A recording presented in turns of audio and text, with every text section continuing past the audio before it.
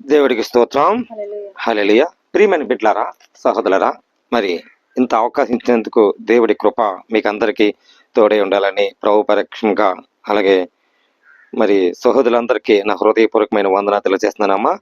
వందనాలమ్మా. మరి మనలో ఏమి లేకుండా చూసుకోవాలి అంటే కొన్ని విషయాలు చెప్పాలి. ఏ విషయంలో అయినా సరే కొదువు లేని వారిగా ఉండాలంట. కొదువు లేని వారికంటే కష్టపడటం. ఈ వాక్యం ఏం చెప్తుందంటే, మరి ఇక్కడ ఒక చిన్న మాట ఉంది. మరి యాకోబు పత్రిక చూడమ్మా. యాకోబు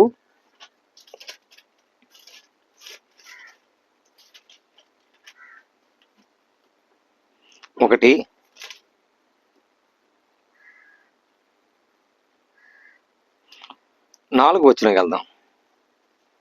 మీరు సంపూర్ణులను అనునాంగులను ఏ విషయంలోనైనా కొదువలేని వారనై ఉండినట్లు ఓర్పు తన క్రియలను కొనసాగింపనీయుడి. అండి ఇక ఏంటంటే సంపూర్ణముగా అంట. సంపూర్ణముగా అంగలారుస్తున్నారు. ఏ విషయములైనా కొదువు లేని వారిగా ఉన్నట్లు ఓర్పు తన క్రియలు కొనసాగించండి. అంటే మనకు కష్టపడనుకో ఓర్పు ఉండాలంట. ఇప్పుడు చాలా మంది కష్టపడతారు. ఇప్పుడు చాలా మంది రైతులు ఏం చేస్తారంటే పొద్దున్నెళ్ళి సంతా కష్టపడి ఓర్పుతో ఉంటారు. ఓర్పు లేనిది మనం ఎలా బతుకుతాం? ఓర్పు ఉంటేనే, కష్టపడితేనే డబ్బు వచ్చేది. ఓర్పు లేనిది డబ్బు ఎలా వస్తుంది? రాదు. కష్టపడిన వాడే జీవిస్తాడు. కష్టపడలేని వాడు ఏం చేస్తాడంటే ఓర్పు ఉండదంట. ఇక్కడ బైబిల్ ఏం చెప్తుందంటే, మీలో ఎవరికైనా జ్ఞానం ఓర్పు ఉందా? ఉంది. ఎలాగంటే అలా ఉంటే కొదువు లేని వారు ఉంటారంట జ్ఞానంతో. చాలా మంది చూడండి, ఇల్లాలుగా భార్య జ్ఞానంతో తన ఇల్లు కట్టుకొని తన భర్తని ప్రేమిస్తుంటది. అలాగే భర్త అంట తన భార్యని ఎక్కువగా ప్రేమ చూపి ఒకరితో ఒకరు కలిగి ఉండాలంట. భార్య ఏం చేస్తుంది? నా భర్త కదా ప్రేమ చూపిస్తాడు అని భార్య ఆలోచన. భర్త ఏం చేస్తాడంటే భార్య ఏం చేస్తుంది? ఇంటికి ఇల్లాలకు స్త్రీగా ఉన్నట్టు ఉండాలంట. చూడమ్మా 5వ వచ్చుదమ్మా. మీలో ఎవరికైనా జ్ఞానము కొదువుగా ఉన్న ఎడల అతడు దేవుణ్ణి అడగవలెను, అప్పుడు అది అతనికి అనుగ్రహింపబడును. ఆయన ఎవరిని గద్దింపక అందరికి ధారాళముగా దయచేయువాడు. అయితే అతడు ఏమాత్రమును సందేహింపక విశ్వాసముతో అడగవలెను. సందేశించువాడు గాలి చేత రేపబడి ఎగిరబడి సముద్రంలో తరంగములను పోలియుండును. ఇక ఏంటండి? విశ్వాసముతో అడగాలంట. అలాగ అరబతి రేగి పగలిన సముద్ర తరంగం పూలిని పోతాడు. సముద్రంలో ఏమని చేస్తాని కెరటాలు పడుతుంది. అలాగే మన హృదయం గంట విశ్వాసముతోను ఎన్ని కష్టాలు వచ్చినా, ఎన్ని ఇబ్బందులు వచ్చినా, సముద్రంలాగా కెరటాలు వచ్చినా మనం జయించే విధానం కావాలి. కానీ జ్ఞానముతో కొదువు లేని వాళ్ళగా దేవుడు మీకు అనుగ్రహించన్నాడు. మరి ఇక్కడ వచ్చి దేవుడు మీకు ఏంటంటే ఏ కొదువు లేక అంటే కొదువు లేని వారికి ఉంచుతాను. మీకు కొదువు ఉంది కానీ కొదువు లేనిక ఇస్తా, నన్ను అడగండి, నేను వేయపడతాను. ఇక్కడ ఏం చేస్తాను? మీరు సంపూర్ణములుగా ఉండాలంట. అదే చూడమ్మా. మరి అదే విషయంలో మరి హెబ్రీలకు వెళ్తాం. హెబ్రీ 13. హెబ్రీలు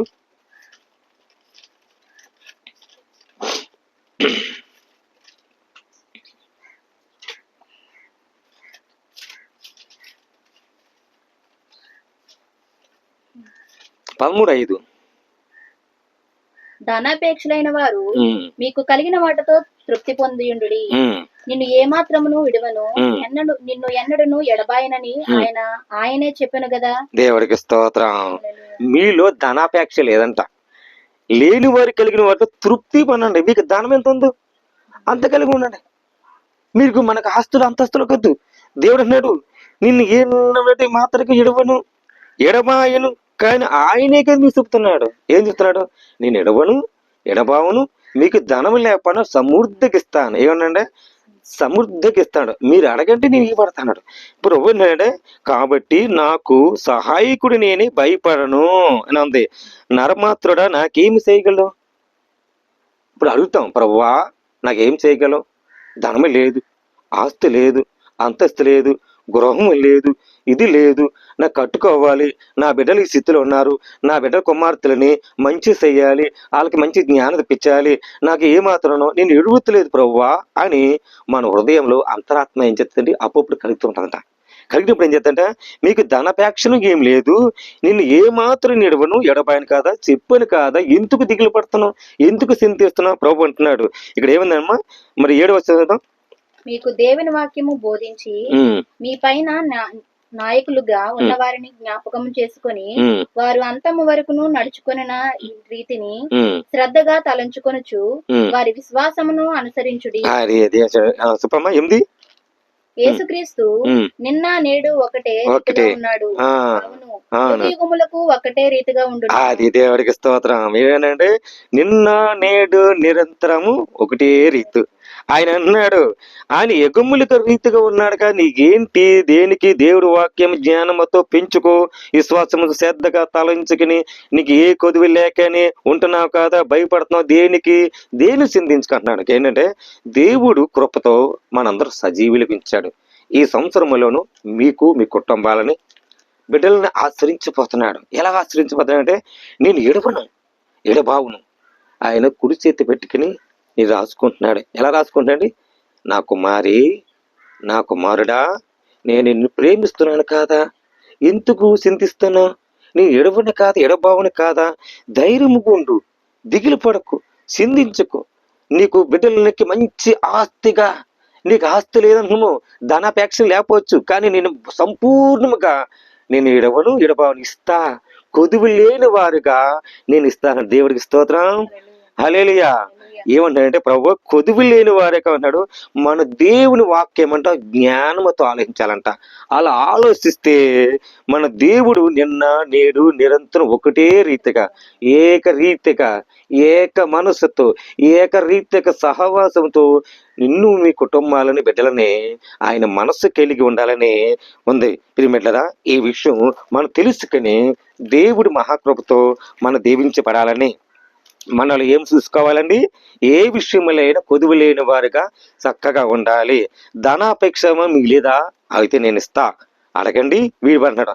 మనం దేవునిక పక్షముగా ఉంటే, ఏకరీతిగా ఉంటే, నిన్న నేడు ఏకరీతిగా ఆయన యోగములుగా ఉన్నాడని మీతోనే మాట్లాడుతున్నాడు దేవుడు. ఏమంటాడండి, వాక్యముతో మీలో జ్ఞాపం చేసుకోండి, కొదువు లేనిగా నేను ఇస్తా, మీకు జ్ఞాపం చేసుకుని ప్రార్థనతో ఏకరీతిగా విశ్వాసం ధ్యానించుకుంటే దేవుడు నిన్ను హెచ్చుగా బహువుగా దీవించబడతాయని ఈ వాక్యంలో రాయబడింది. దేవుడికి స్తోత్రం. హల్లెలూయా, హల్లెలూయా. దేవుడి మాటలు దీవించి ఆశ్రయించను గాక. ఆమేన్. ప్రార్థన చేద్దామా. పరిశుద్ధమైన ప్రేమగల తండ్రి, కృపగల దేవాని స్తోత్రాలు ప్రభా. నాయన నిన్న నేడు నిరంతరము ప్రభా, ఏ కొదువు లేనిలాగా ఉన్నావు, ఇక్కడ వచ్చావు, సహోదరుల్ని ప్రేమించావు, ఆశ్రయించావు నాయన, కుటుంబం అంతా దీవించండి. మరి చూసావు ప్రవ్వా, మరి ఏమి లేక ఉండే స్థితిలో ఉన్న ఈ గృహం ప్రవేశం నాయన ఆత్మీయంగా ఉండండి. రాబోయే కాలములో యుగములుగా నువ్వు ఉన్నావు, ఈ గృహానికి లెవెల్ తీయండి నాయన, కట్టుకోవాలి ప్రభా. ఈ పునాది వేయక మునిపే ప్రార్థిస్తున్నాం, సహాయం దయచండి. సహోదరుని కోసం ప్రార్థిస్తున్నాం, లెక్క కొరకు ప్రార్థిస్తున్నాం. మరి ఈ పని పట్ల విషయాలు, ఆరోగ్యం విషయాలు దీవించండి. తండ్రి గారి ఆరోగ్యం విషయాలు దీవించండి. సహోదరి ప్రభానైనా మరి సిస్టర్ కోసం ప్రార్థిస్తున్నాం, ఆ బిడ్డ ఆరోగ్య విషయాలు అక్కడ పని చేస్తుండగా మరి ఎన్నాళ్ళున్న సజీవుల గురించి సాక్షి వాడుకొని సహాయం తెచ్చండి. చక్కగా మరి ఆత్మీయులుగా ఈ బిడ్డకి పని విషయాలు నాయన, చక్కగా జాబు విషయాలు ధరింపి చేసి ఆత్మసారంగా నడిపించి వీళ్ళ కుటుంబం అంతా కంచెవేను ప్రభా. నీకు సాక్షి నిలబెట్టుకోండి, సహాయం తెచ్చండి, ఆదరించండి, ప్రేమించండి అయ్యా. నిలబడి అయ్యా ఏకరీతిగా నిన్న నేడుగా మీలో ఉండి జ్ఞానముతో పెంచి వీళ్ళ కుటుంబంతా ఆశ్రయించి నడిపించమని, మరి ఇలా బిడ్డలని భార్య బిడ్డలని అందరినీ చక్కగా ప్రేమతో ఒకరితో ఒకరు సహవాసంతో నడిపిస్తామని యేసు నామమున తండ్రి. ఆమేన్. అందరికి వందనాలమ్మా, ప్రైజులమ్మా, వందనాలు.